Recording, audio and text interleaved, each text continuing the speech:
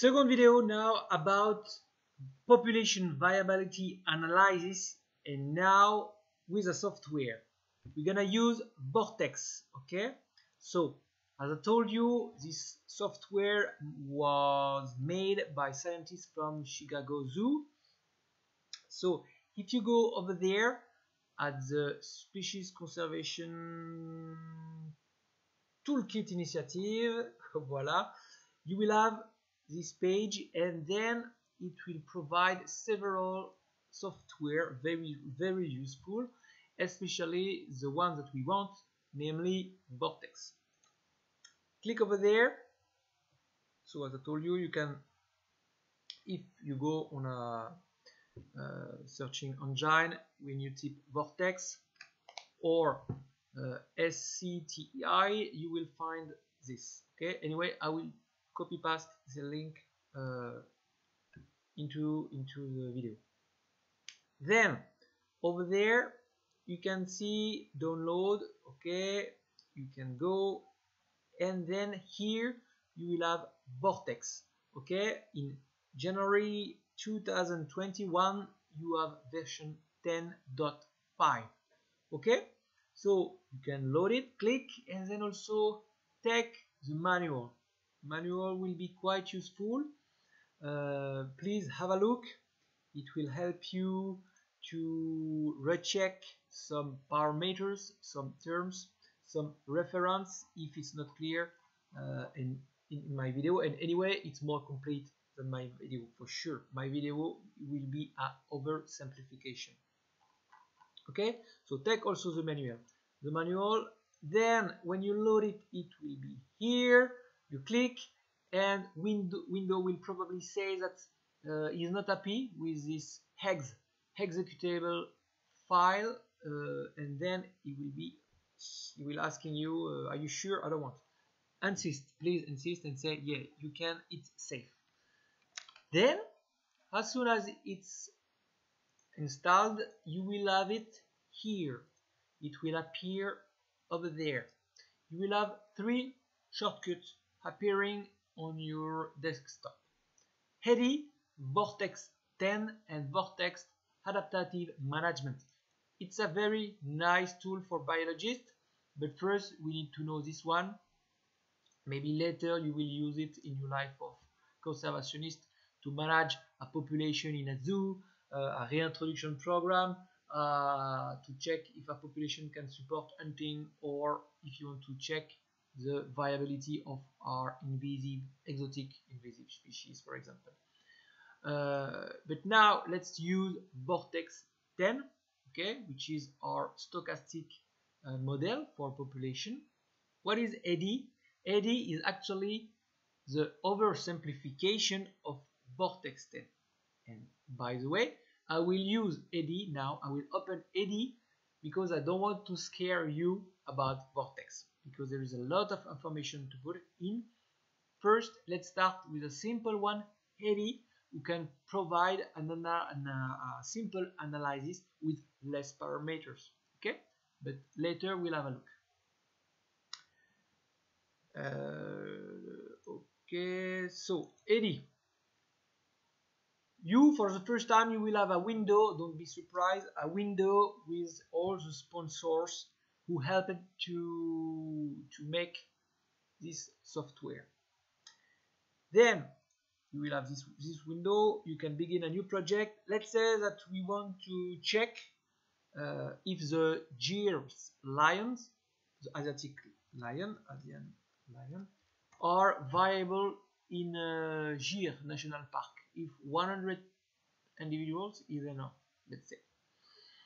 So, okay, and then it will be here, safeguarding here in C, Vortex 10, project, etc.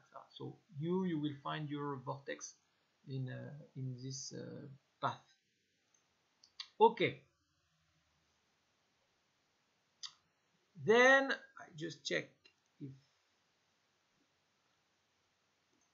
okay, it's good. I just checked if this is also into the video.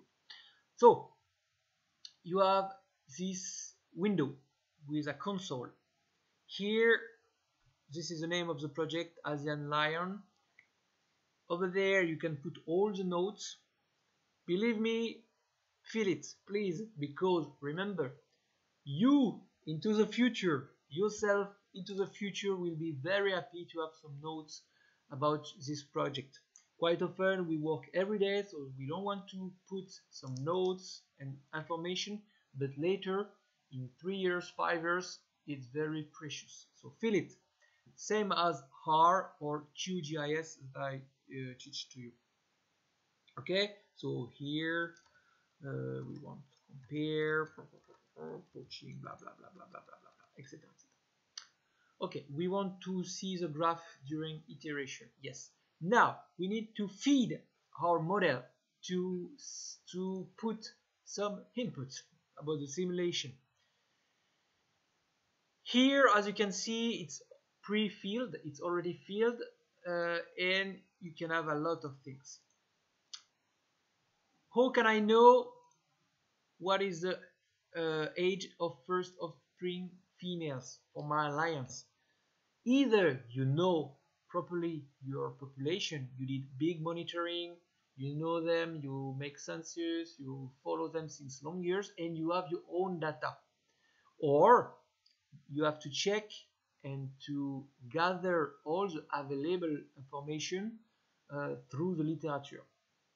But what can I do if I work on a population or a species that is not well known? Then you realize the weakness of modelization. Yes, with a modelization you can have some idea, you can have some trends, but as soon as you have not you do an approximation about some bioparameters, obviously you will have a weak model, and then you have to deal with that. Okay, but as soon as you work on a species, do some literature about these parameters. That's why you have a lot of biologists, or yourself, you will monitor some population. It's to gather this very important information to make this kind of model. If you don't know, check another species which is very close, or if you don't have the species, it's a kind of other animal from another family very close, but you start to feel some weakness, okay, when you don't have all the parameters. Anyway, I will load some parameters from big cats that are already available for playing here. I will load it, open project from, no, I don't want to save, from what is available in Vortex 10. So in your own version, you have some samples, okay, to train yourself with data about big cats, okay? Look, European, yes. Then, ta-da, here you have some models with big cats. Let's check if it's close to what can be found in lions, I guess. So let's say scenario setting, baseline. Okay, because you can set several scenarios where, for example, you change something. Let's say you feed your animals. How can you put it into your model? If you feed your animals, you will increase, for example, the survival of the young, or the number of young, and then you can change these parameters into your models. Okay, and then you can have several scenarios to compare. But I will show you what I like to do. It's to make actually several populations. Let's say I will make two populations. One which is protected, and one population which is poached. Okay, but I will make two populations virtually unconnected. Okay, but you, for your project, you can obviously make some meta population with connection among the populations. where population 1 receives some individuals from population 2 or 3 or 5, and how many escape from the population going out. Okay, for this one I will make two populations separated. Then into dispersal I wrote nothing because I want them separated. But here, for example, if you know how many males are going out because they are under pressure, there is a big density of males, so, and you know how many males, 10% of the males going out, you can obviously make your proper meta-population model. Okay, here you can put if it's only male, female going out, what is the age of the wanderers. Perfect, but here I want two populations separated. Then you have to know the reproductive system of your species. If it's a bird and a monogamous species, obviously the number of males, for example, can be a limiting factor. If you have one male and 4 female, maybe you will have only one male and one female able to reproduce, and 2 female watching like this, but unable to reproduce. Okay, maybe the male will fertilize them, but alone they won't success for the fledgling, to rise babies. Okay, so that's why it's very important to have the reproductive system, to know the reproductive system. In our case, it's polygynous, one male for several females.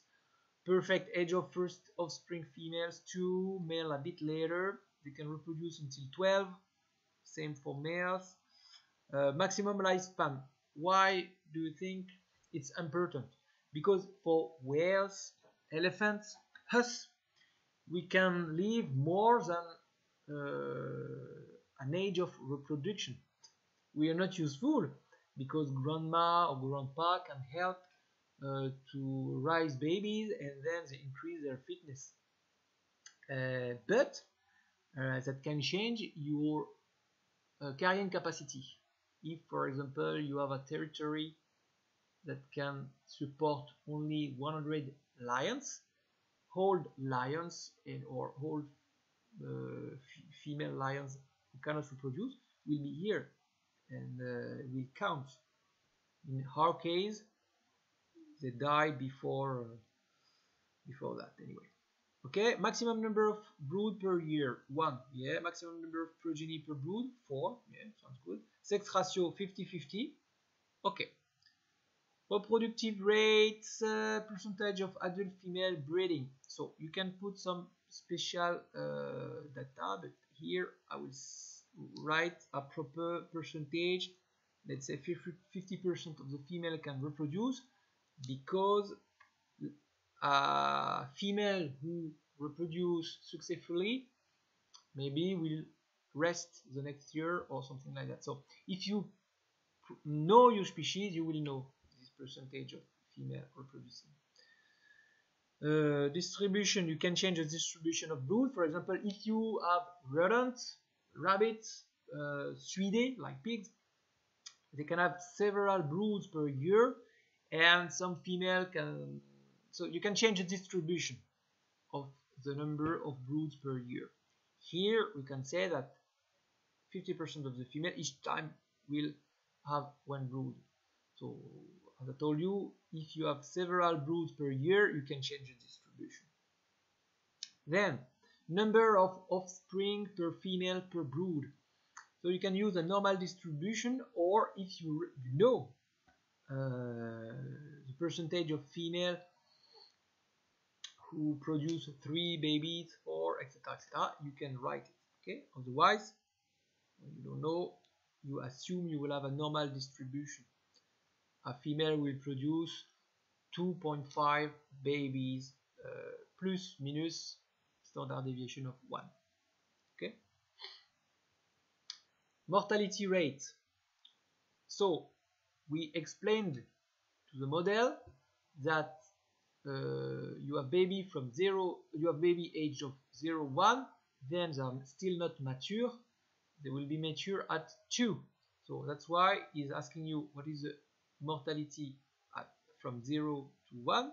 from 1 to 2, which is usually better in the very first year, and you have the annual mortality when you're adult. Okay, so here 40%, yeah, sounds good, plus the standard deviation.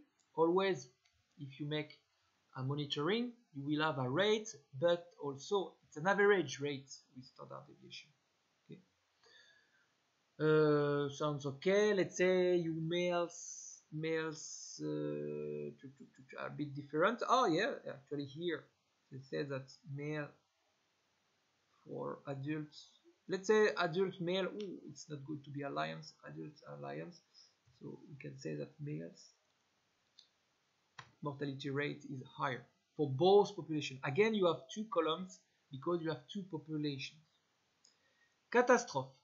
Do you remember we have a stochastic model? Stochastic because we feed our model with catastrophes, stochastic events that will affect the survivals of the young and adults. Okay, number of catastrophes. So here, one, you have the diseases. Okay, 10% of the year you will have a diseases, and it will affect the reproduction and the survival. Okay, let's say we want fire also, so we had catastrophe number 2, which is fire, and we have an occurrence of 1%. You have a fire every 10 years. Okay, initial population size. Let's say we say that we have in the national park 100 lions. Okay, and we want to see what will happen if we can efficiently protect them, and if we leave the farmers killing them because they want to protect their cattle. It's a scenario now, huh? Just it's in my imagination. Normally, now in GIR, I know there is a bit of conflict, but I don't know if there is a lot of poaching. Okay, again, you can do a stable distribution of the ages according to your density, population density, but maybe you really know, if you are in a zoo, you really know how many okapi you have from 0 to 1, how many you have from 1 to 2, you know exactly the age of them. So you can enter a specific number, okay? And you can also put some distribution, okay? If you have those data. If you don't know, stable age distribution. Carrying capacity, the K, how many lions can survive in the territory, in your park, in your island. So quite often this is you have to calculate what is the average range for individuals, and what is available you divide, or something like that. Okay, the carrying capacity, this is the maximum number of individuals that your area can support. Let's say 1000, because we want to see what's happened in an ideal case. With a standard deviation, here let's say it's finished because you have only a park and it's 1000, no more. And maybe you can have change. Let's say every year, it's actually quite the case, every 5 years you have 10% less habitat available, and then let's say 10% less available number of lions able to live in this area. Okay, it can be the reverse, huh? It can be you plant some trees and you will increase the available area of forest for a species. It can be plus, okay, plus a percentage. Harvest.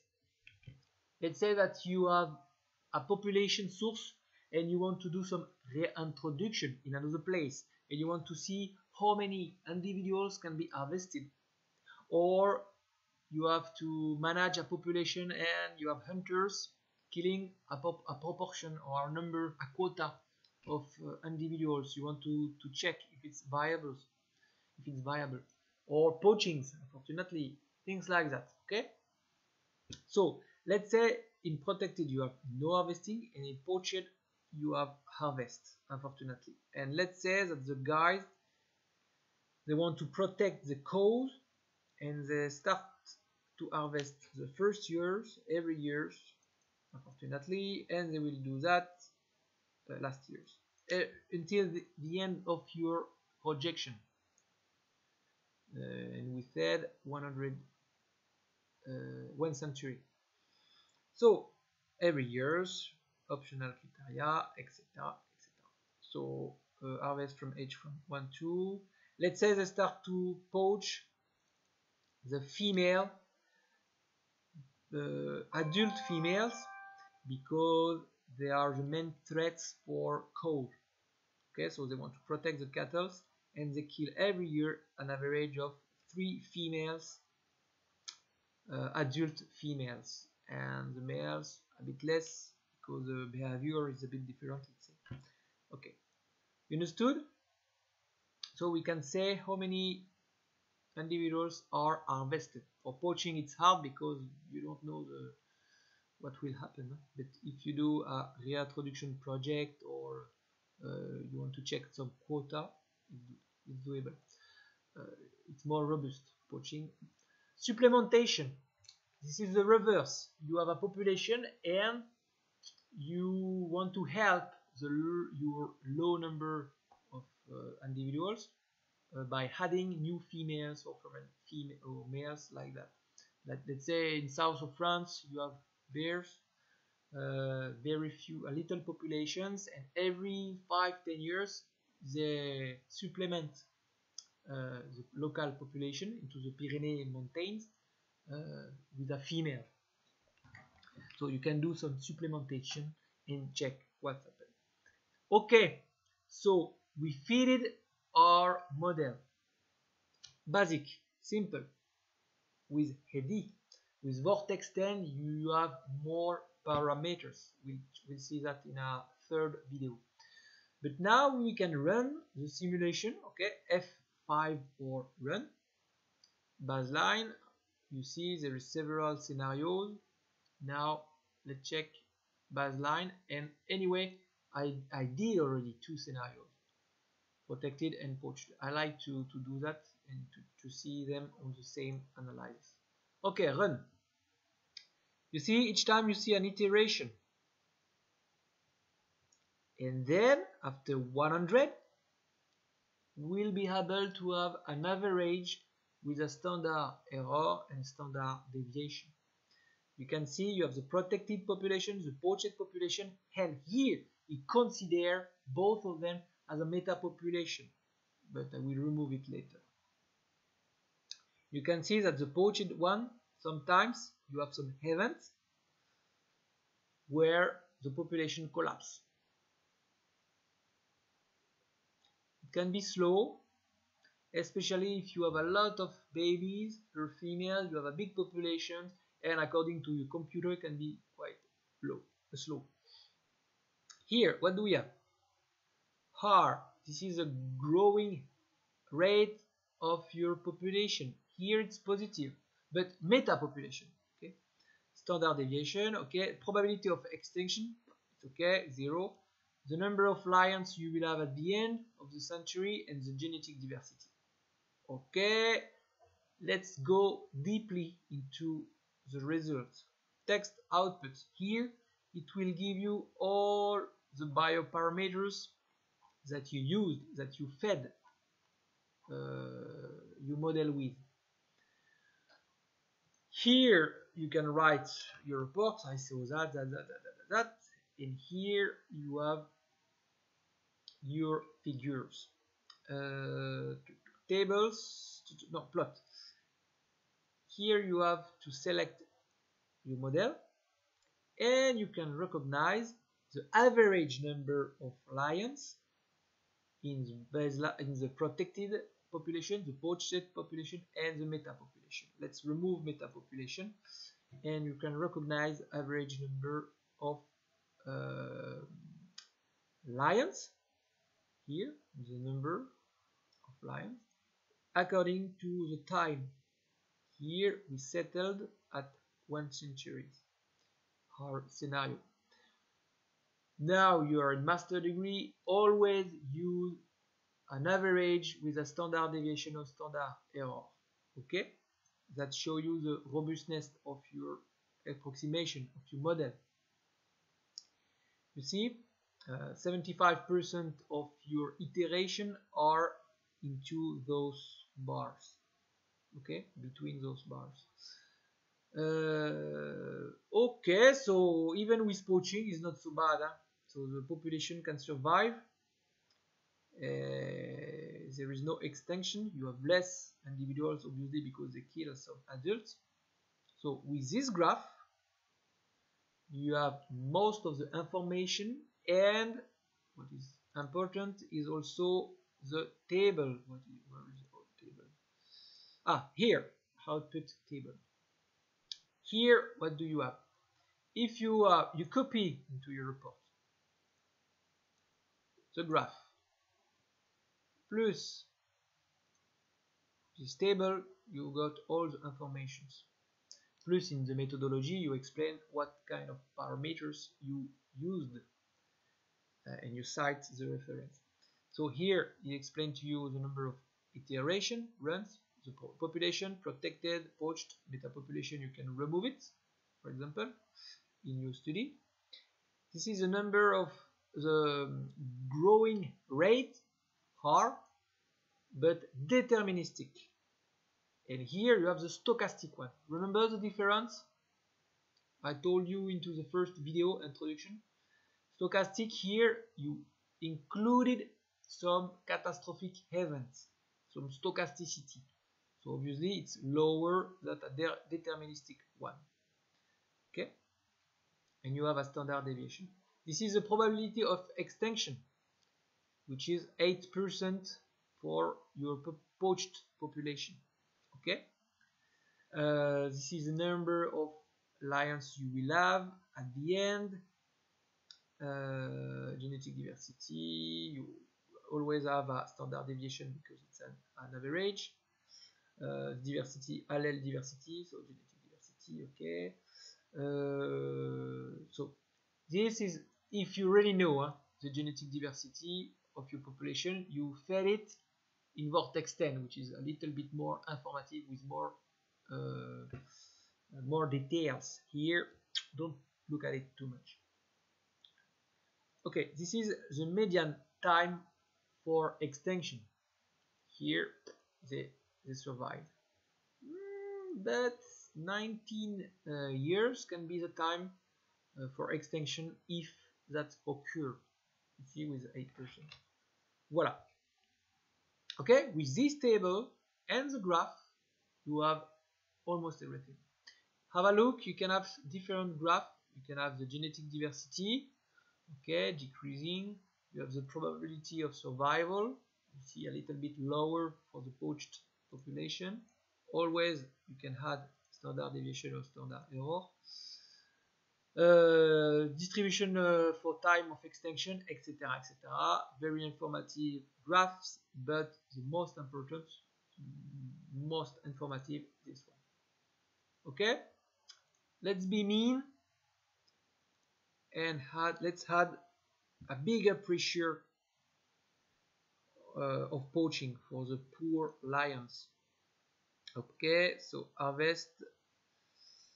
Now they kill 13 females. Not good at all. Let's run. Oof, obviously the population is crashing now. It's a bit faster because obviously you don't have model to do here for the red population, the poached. Still, it's considered as a meta population, so you have the green one, which is basically only represented by the blue. And now you have this result, which is for the meta population. So we don't care. Let's go in details here. Voila. Let's remove meta population. What we have, a clear difference if you want to compare, let's say, the efficiency of anti-poaching patrols on the survival of your population. So you see, your red population is gonna disappear in 10 years, and this one will fill the carrying capacity. Okay, if you go on the table with more details, you will see the difference. So stochastic one, if you had some poaching events, not good comparatively to the deterministic model. You really see that poaching is a problem. Sorry, the harvesting. Okay, and then the difference is here. You will see something new. The time to extinction is the median at 7 years. You should see your population disappearing due to poaching. Okay, voila, it was an example. So now in the third video I will tell you what I'm waiting for you as a training, okay, to train yourself using Vortex for population viability analysis.